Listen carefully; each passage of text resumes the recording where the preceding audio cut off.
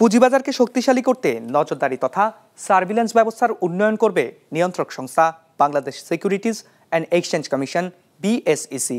250-টিরও বেশি design option নিয়ে Walton smart fridge, বোঝে আপনার প্রয়োজন।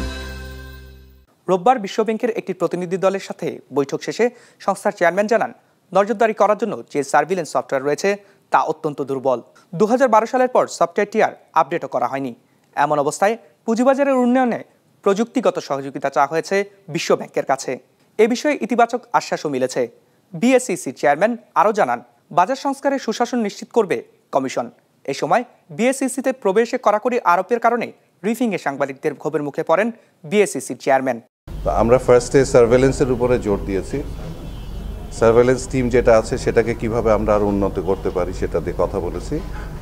এছাড়া আমরা গভর্নেন্স নিয়ে কথা বলেছি, আর কথা বলেছি আমরা আমাদের নিজস্ব ইআরপি এবং সিস্টেমস কি আইটি ইনফ্রাস্ট্রাকচার ডেভেলপ করা যায়।